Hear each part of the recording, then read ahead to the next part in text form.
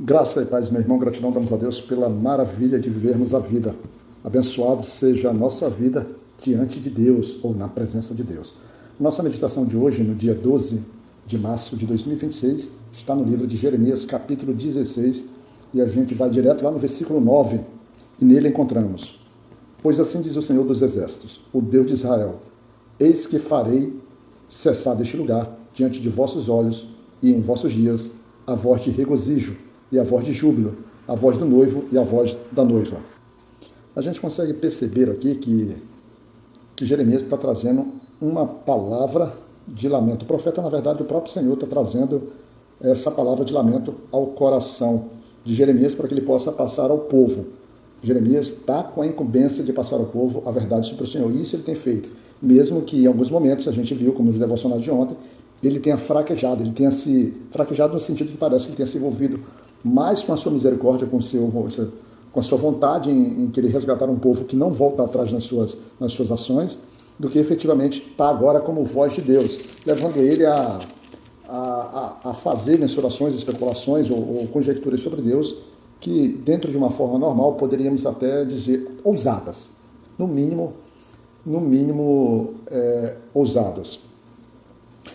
E aqui Jeremias agora começa a receber do Senhor um outro tipo de direção. Agora a palavra que ele vai receber inicialmente é muito mais para ele do que para o próprio povo, porque Deus vai utilizar agora a vida do próprio Jeremias, já está usando, mas agora de uma forma mais clara, porque ele vai se opor.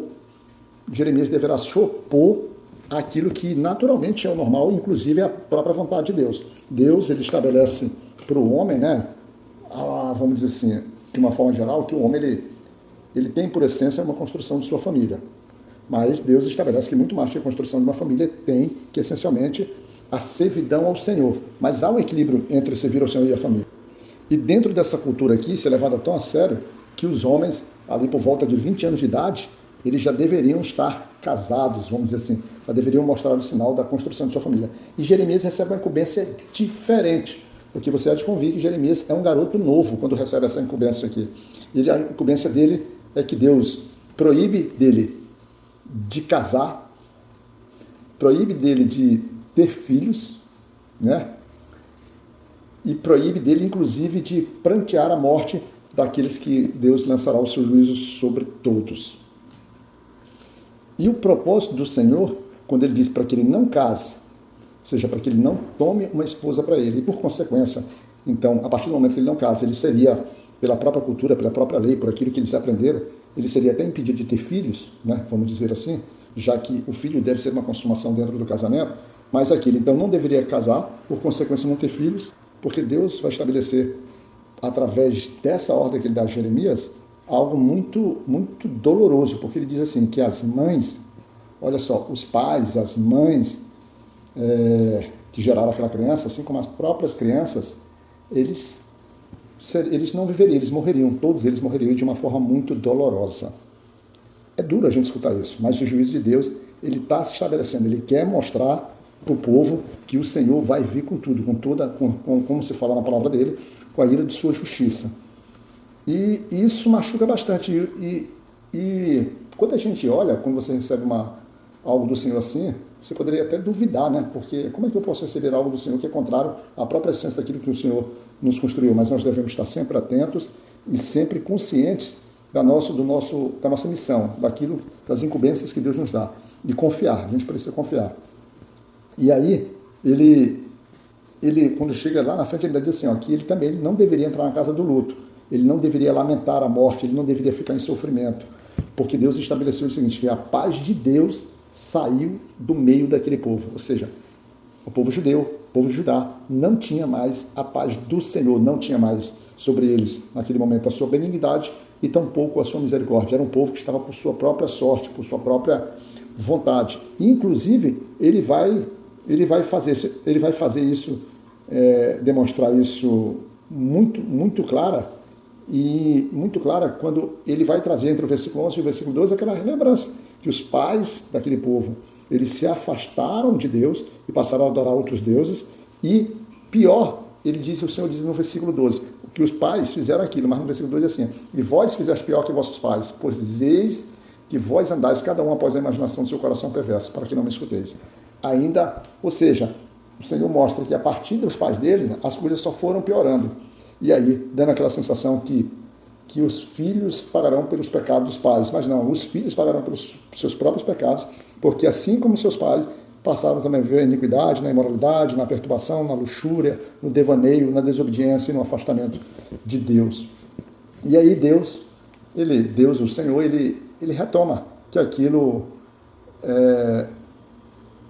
que ele já estava estabelecendo através do juízo, que eles seriam retirados da terra que Deus havia dado para eles e levada para uma terra que eles não conheceriam, que eles seriam cativos, e lá eles teriam a oportunidade, sim, de fazer o que eles já estavam fazendo, adorando outros deuses dia e de noite.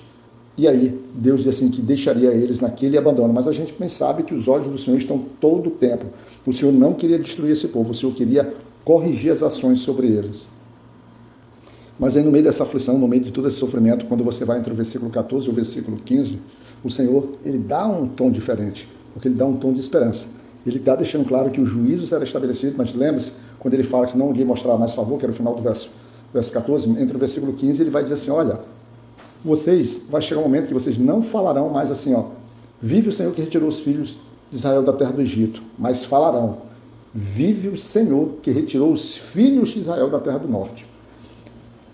Ele está dizendo que vai haver um momento que o próprio Deus que os colocou em cativeiro irá retirá-los do cativeiro.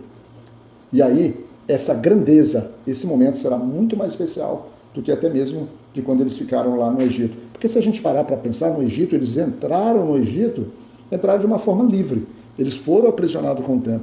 Mas no cativeiro do norte, não. Eles já entraram como escravos, viviam como escravos. E a partir daí, sim, é que eles vão, vamos dizer assim, desejar e ter saudade de voltar para a sua terra, daquilo que Deus estabelecia, saudade ali da sua casa, do templo de Jerusalém. E aí, na sequência, a gente consegue então perceber, depois desse breve momento de esperança que ele vai estabelecer, que ele retoma a sua ação, retoma o seu ensino, quando ele diz que os olhos do Senhor estão sobre todos os caminhos, mostrando que ninguém se esconderia da face do Senhor. E ele utilizaria homens, né? Ele utilizaria homens que eles são chamados aqui de pescadores e de caçadores, para buscar em cada lugar aquele que era iníquo, para poder receber o dobro da sua iniquidade, do seu pecado, porque eles eram merecedores. E esses caçadores e esses pescadores, eles são nada mais, nada menos que a força do exército inimigo opressor, que vai caçar cada um, independente se eles estão em montes, sobre colinas, dentro dos buracos das rochas, seja lá onde for, fazendo valer aquilo que o Senhor já tinha dito, que os olhos do Senhor, ninguém estão escondidos, os caminhos deles estão sobre todos os caminhos.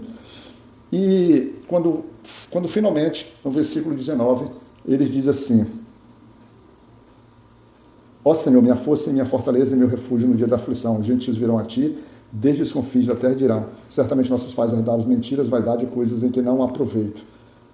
A partir desse momento em que o Senhor se fizer presente grande, vai trazer por volta do seu povo, os gentios perceberão isso e verão que, na verdade, os deuses são deuses de mentira, de vaidade e que não haveriam proveito. E